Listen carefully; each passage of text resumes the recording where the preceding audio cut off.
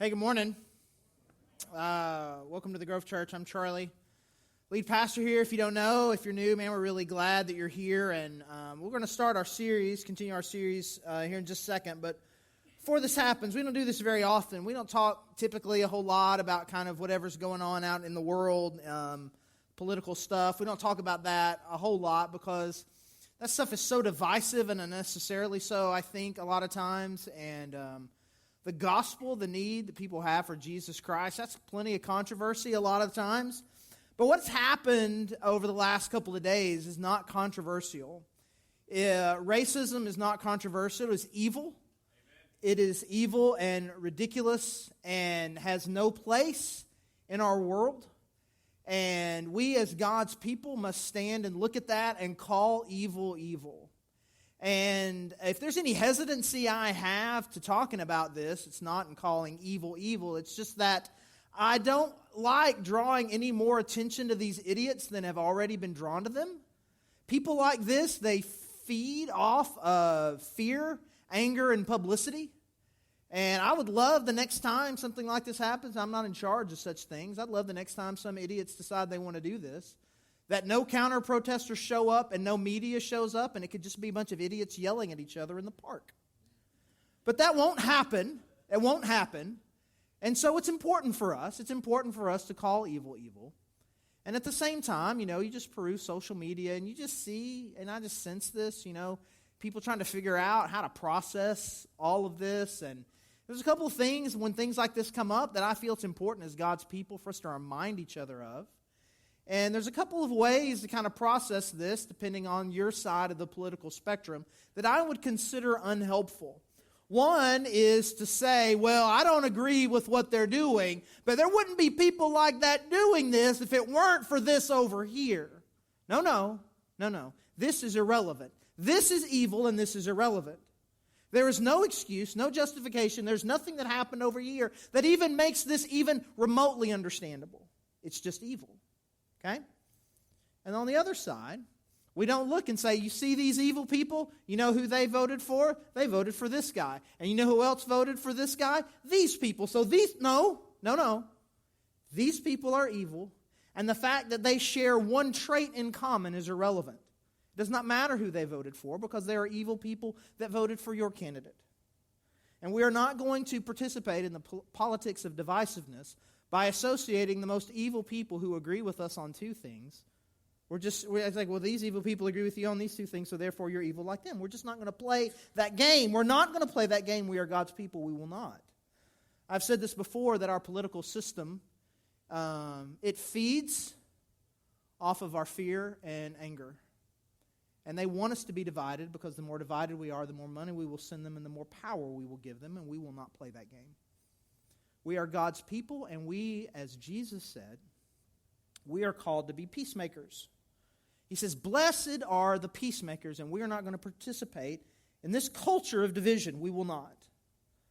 And we will be peacemakers. And let's make sure we're clear on what that means. When he says, blessed are the peacemakers, it does not say, blessed are the non-violence doers. So I didn't do the violence, I didn't do the ugly thing, so therefore I'm blessed. No, that's not making peace. Blessed are the peacemakers does not mean blessed are the violence condemners, because that's not bringing peace. Peacemakers actively go and make peace. That's what we do. We go where there is hurt and there's division and there is a lack of love and unity, and we go and make it. I go to where there's division, I go to where there is hurt, and I make peace. That's what we do. And in your context where you live, who you know, where you work, where you go to school, I don't know what that means for you. But I would imagine in the way that you live and the way that you walk, there are people and opportunities that you have to be someone who can make peace. And as a 90% plus white church, I speak to the 90%, and I say that in the issue of racial division,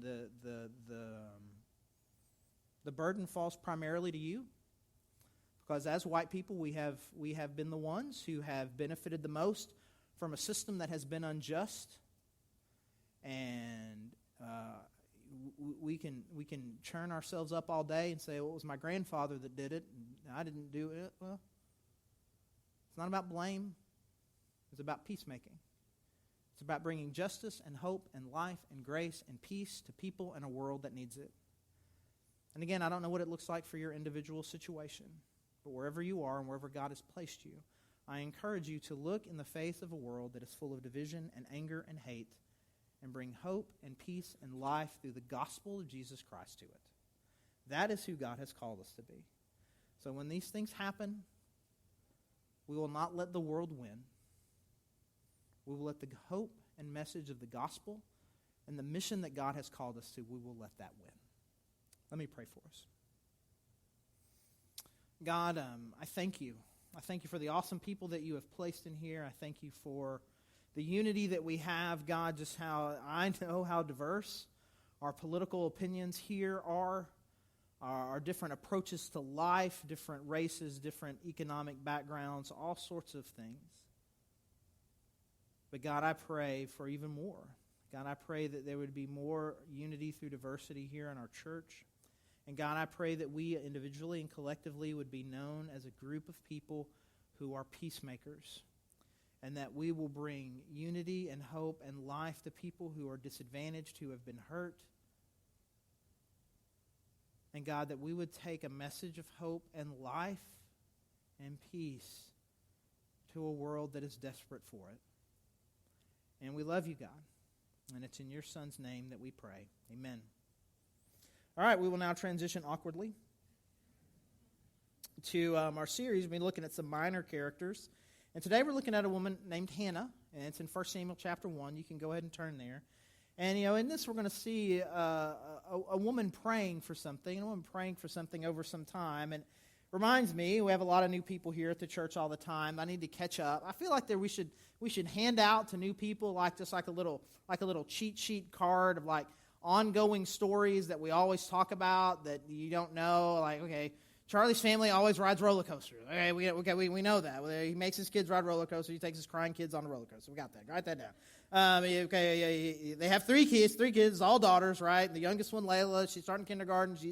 She's adopted. She was a foster kid. Okay, yeah. We got all that. And so we could just kind of start with that. First, I always need to catch up, right? So here's one we haven't talked about in a while. It's a Grove classic, a Lofton family classic. Some of you may not be aware of. We've been here in Fayetteville, here part of the Grove Church for 7 years. It was 7 years, August 1st.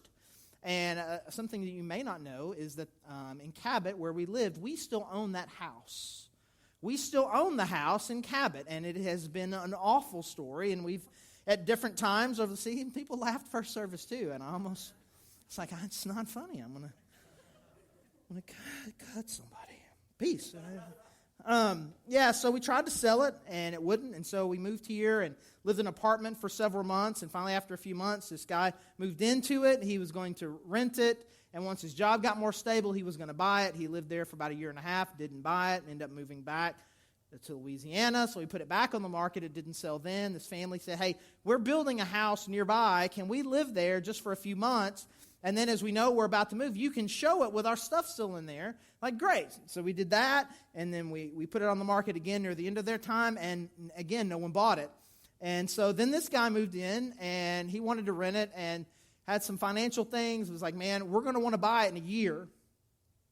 Then we kind of moved into this kind of lease purchase agreement with him, and 1 became 2, and 2 became 3, 3 became 4 years, and now they're just moving out. And after just years of just kind of promising that they were going to buy it, and it was just all very weird and frustrating. So as of August 1st, the 7-year anniversary of our moving here, that house is back on the market again. And it is very frustrating, and it's just brought a lot of anger and stress and disappointment and frustration. We feel like it has just kind of been this huge burden that we're just kind of carrying with us, and it just we're just not completely free, and it's felt like that for 7 years. And so you pray, and you pray a lot, and you recruit other people to pray, and you're just constantly praying, and you have this huge burden, and the answer just won't seem to come. And I would imagine that there are a lot of people here that if you were just allow yourself to go into your heart deeply enough, we would discover a lot of us here that have something like that. It may not be the purchase of a house, but it is some emotional weight, some disappointment, some brokenness, some relationship, some huge lack that you feel where there's this thing, and I've been praying about it. I've been trying to give it to God, and I want this, and it becomes very frustrating. And you pray about it for days. You pray about it for weeks. You pray about it for years. And it just seems like the answer will not come. And I think we don't know what to do. We don't know how to pray, and we don't know how to process these kinds of things. So here in 1 Samuel chapter 1, we're going to be introduced to a woman named Hannah. She is going to become the mother of a guy named Samuel, for whom this book and the next book, 2 Samuel, are named after. Probably one of the top 5 most important people in the entire Old Testament, as far as the influence and power that he had over the country and for God's influence in the world. And so he's an incredible person. So this is kind of, I guess, this for a superhero movie, it would be his origin story. And it's here with his mom, Hannah, and we're going to see this starting in 1 Samuel chapter 1, starting in verse 1. Now there was a certain man from Ramathaim, a Zuphite from the hill country of Ephraim, whose name was Elkanah, son of Jeroham, the son of Elihu, the son of Tohu, the son of Zoph, an Ephraimite. He had 2 wives, one was called Hannah and the other Peninnah.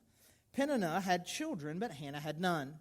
Year after year this man went up from his town to worship and sacrifice to the Lord Almighty at Shiloh, where Hophni and Phinehas, the 2 sons of Eli, were priests of the Lord. Whenever the day came for Elkanah to sacrifice, he would give portions of the meat to his wife Peninnah and to all her sons and daughters. But to Hannah he gave a double portion, because he loved her, and the Lord had closed her womb. Because the Lord had closed Hannah's womb, her rival kept provoking her in order to irritate her.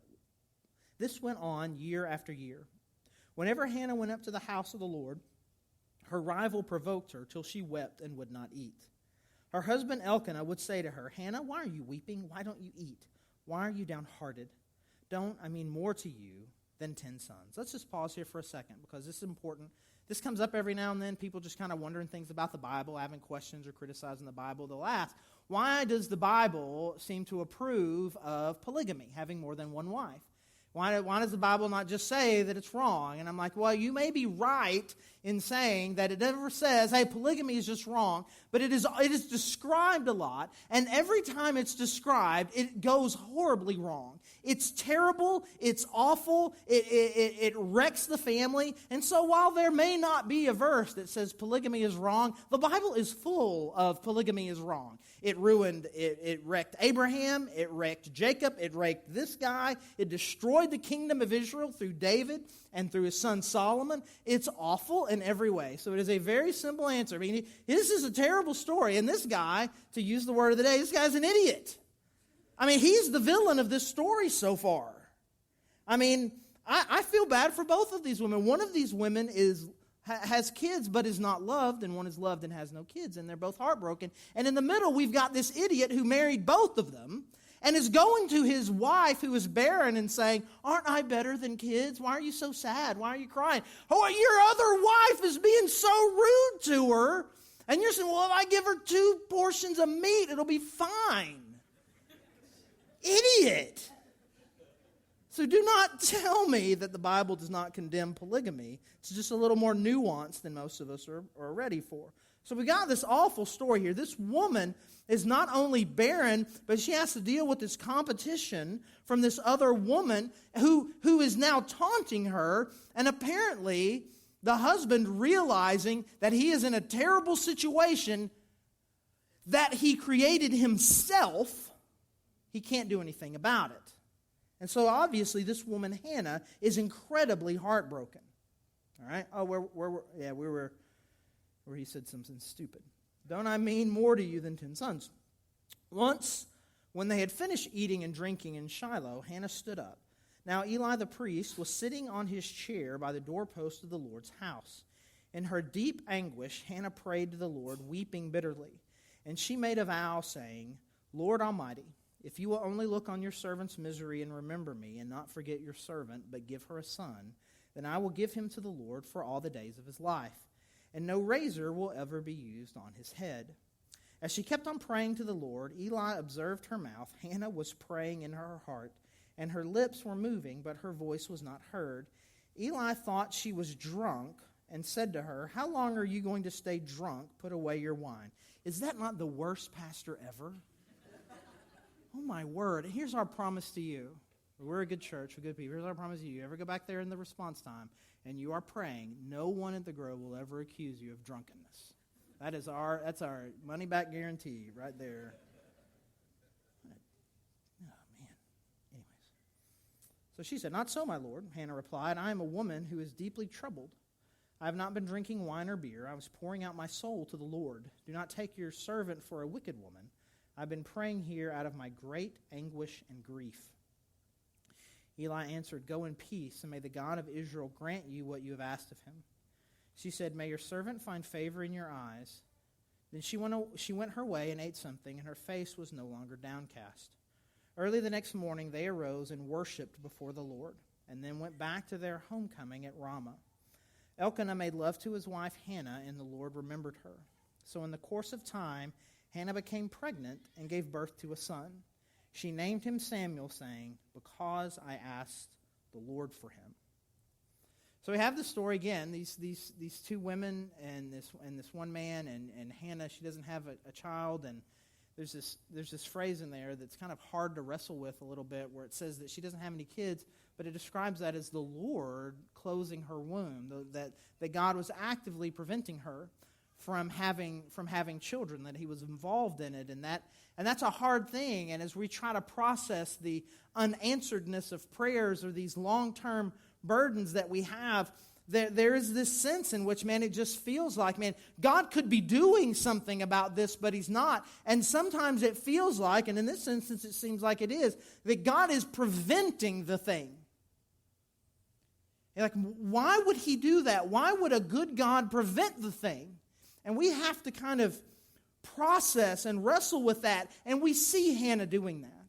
And we see her then come to prayer. And even in the midst of her prayer, we see this awful accusation made against her. But then we see things switch in her, and the prayer comes, and her countenance and her face and her attitude begin to change. And then it doesn't say then immediately she became pregnant. It doesn't say that things changed because God told her she was going to have a kid. Something changed in her. And then it says, over the course of time, she conceived. Like, I want to know. Was it 6 months later she conceived? Was it a year? Was it 3 years? It doesn't say, and I think it's intentionally so. She was fine all of a sudden. And then at some time, God answered the prayer.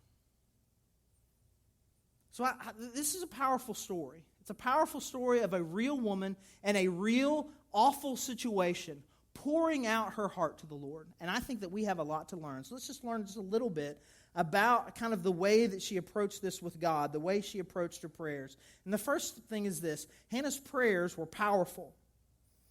They were so powerful that she got accused of drunkenness. It was so weird and so emotional that this pastor, who apparently was so jaded and had probably never, or had been years since he had, poured out his heart this deeply to God before, he didn't even recognize it when he saw it. What he saw was he must be doing something bad to be this, whatever it is that you are. But what it was a moment, a powerful moment of realness from her, where the emotion and the fear and the anger and the anxiety and the disappointment, it all just came out. And she just gave it to God. This was not just a simple, we're going to bless the meal before we eat kind of prayer. Dear God, I just thank you for coming to share and getting this catered by heaven and heaven and heaven and heaven. Amen. Right? And we're like, this is just powerful emotion, just taking your soul and just putting it out there. God, I want this, and you're not doing this, and it is wearing me out, and it is grieving me, and it is ripping me apart, and there's this other woman, and then there's my husband, and what is wrong? Please do this for me. And it was real, and it was powerful. And as someone who, through this thing with the house, through two relatively short periods, a year and a half, of not being able to conceive. And then a third time, we wanted to have a third kid. And we never went back on any kind of birth control after our second kid. And for 11 years, we believed that God had another kid for us, and we didn't have it. And we've prayed these kinds of prayers. God, what are you doing? And I'm telling you, as someone who has experienced it and has watched other people experience it, pouring out your heart to God, it does something for you. It does something for your relationship. To try to pretend, it's one thing to come to church, and this is bad anyway. It's one thing to come to church and feel like, I'm doing fine today, sir, and how are you? It's blessings for everyone, right? It's a blessed day to be in the house of the Lord. It's one thing to come put on that little show here, which is dumb here, but just you and God. Oh, Lord, who is in heaven, who has blessed us with such bounty, God, I pray that this awful thing that has happened to me, which I totally understand and is totally cool, I pray that you would just, if you see, no. He knows you're ripped up. You know you're ripped up. I'm just going to say it. God, this is more than I can handle. Because one of the things that I know that God wants to do in your life and in your heart as you're wrestling through this is He wants to heal that place in your heart that is broken and overwhelmed. And He's not going to be able to heal that broken, overwhelmed part if you won't reveal it to Him. I'm going to give it to Him. And so no matter what the conclusion to this story is, we see God healing the hurt in her long before a kid comes. He heals her. But that comes through this powerful, soulful, emotional prayer. Not only were her prayers powerful, they were persistent. We have one picture of one story, of one day, her praying. I don't think it is reading into the story or connecting too many dots to say that this is unlikely the first time in the course of her life that she prayed for this. And I guess that she has been praying this in different ways at different times for years and years and years. We're not given any numbers, and I think that's intentional, but it was years and years before this story with Eli. And it was over the course of time afterwards. But what I think that we have a picture of here in her with Hannah is someone who doesn't just simply pray once, but consistently and powerfully, God, I need you to do this. God, will you please do this? God, will you please do this? God, will you please do this? God, will you please do this? There are some people who think that shows some sort of lack of faith. But Jesus actually talks about this in a parable, and He talks about this woman who goes to this judge, and the judge is awful, and she keeps coming, I need justice, and He won't do it because he's terrible. And she just keeps coming back, and finally he's like, man, this woman is going to wear me out. I'm going to give her what she wants just so she'll leave me alone. Which is incredible because in that parable, God is the judge, which it's weird that Jesus would, he's like it's weird to make that comparison. But then what He says is, if an evil judge will do that, what's God going to do? What's God going to do to the people who are crying out to Him? And so there's a power in persistence. There's a power in this willingness to say, I'm going to just keep praying. Because again, we're not to the answer. We don't have Samuel or not have Samuel at this point, but she's consistently praying. And again, a lot of what this is what God is going to do to you in the journey. And one of the things that He is going to do to you in the journey is not only heal you as you're pouring out your emotion to Him, but the more consistently you continue to pray, God, I need you to do this. God, I need you to do this. God, will you please do this? God, I want you to do this. The more and more you begin to realize that your life and all of these situations are under God's control. And again, there is something healing about that. Man, God has this. He doesn't have it right now in the way that I wish that He did, but He has it. And no one sets out to pray and thinks that I'm starting a 7-year prayer journey. You never think 7 years, 3-4 months ago, when you start praying, God, will you please sell this home? There's not one part of us, of any of us, that thought that over 7 years later we would still be praying this prayer. You don't ever expect 7-year prayer times. You certainly don't. In the same way, after Lauren was born, and we really felt like that God wanted us to continue to build our family, you don't think that you're going to start praying for that for 11 years. You think you're going to pray for a month, a couple of months, some months, a little while. But again, as someone who has lived some of this, there's something that God does in you when consistently and persistently over time, you just begin to say, well, God obviously has a plan. I don't know what it is. It's not that I haven't prayed about it. It's not that He doesn't know. It's not that He doesn't know that this is important to me. I have consistently and thoroughly and passionately given this to Him, and it's not happening. Well, I suppose then I can just trust that He's working a different plan. And I'm telling you, there's a peace that can come from that, if we'll let it, that is different than, I don't know what's going on here. Why is this not happening? Why is this not working? Why don't things work out? What is going on? There's a peace that can come if we'll let it. And so when we pray powerfully, we open up the opportunity for God to heal us. And when we're persistent, we have this ability to allow God to help us deepen our trust in His plan. But that's not where her prayer ends. It's not just that they were powerful and persistent, but they were also God-focused. Now some of you were expecting another word to start with P.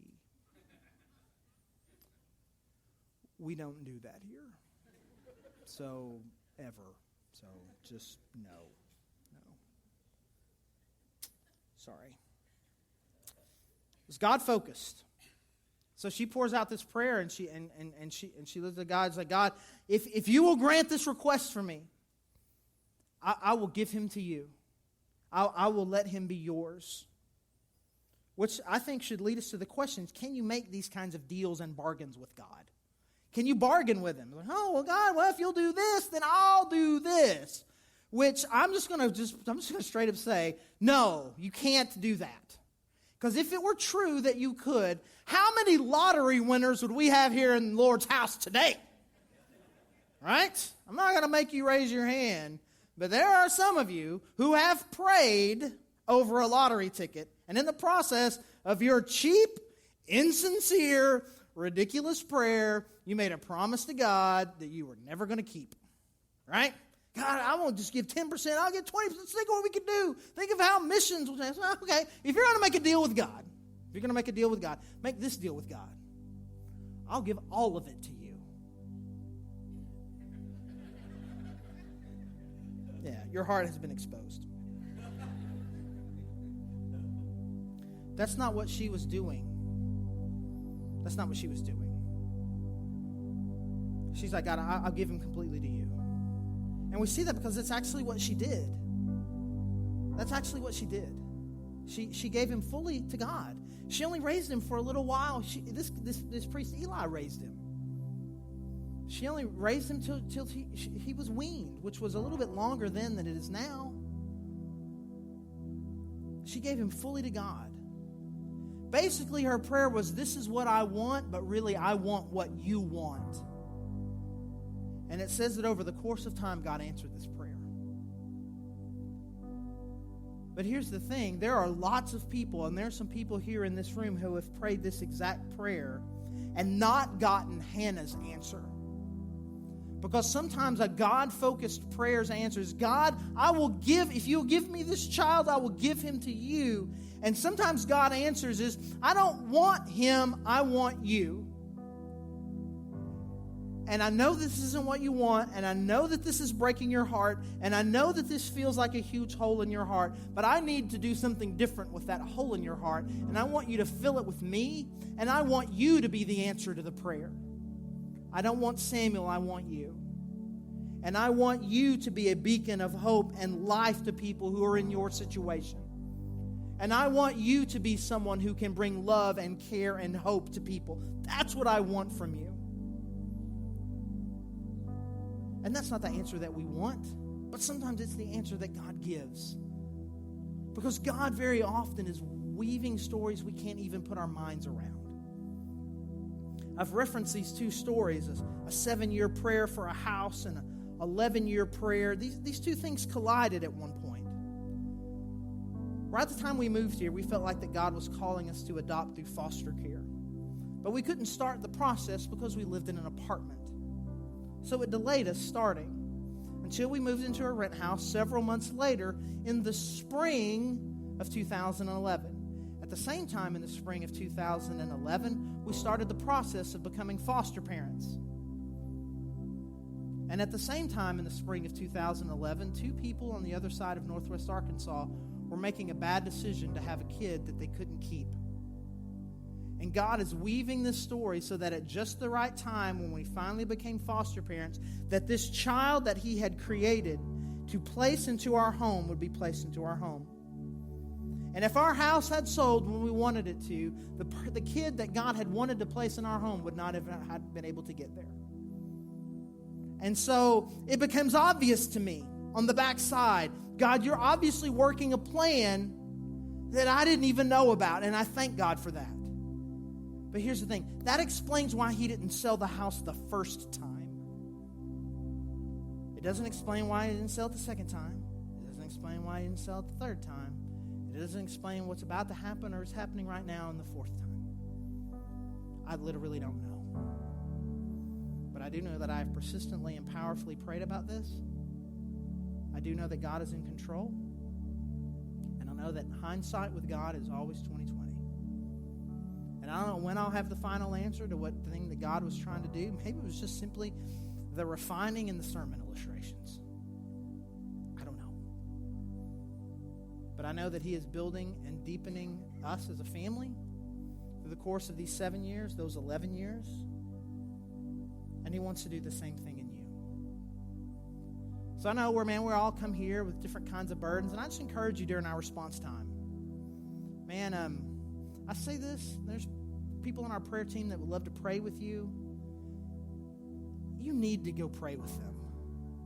Sometimes we don't even know where to begin with powerful, persistent prayers. We don't know what to do. I don't know where to begin. I can't get the ball rolling. I'm telling you, if you've never had someone who just knows how to pray in a powerful way, if you've never had someone like that put their hand on your shoulder and pray for you, you are missing out on something huge. And so whatever burden you have brought with you today, please let our church and this awesome team, let them share that burden with you.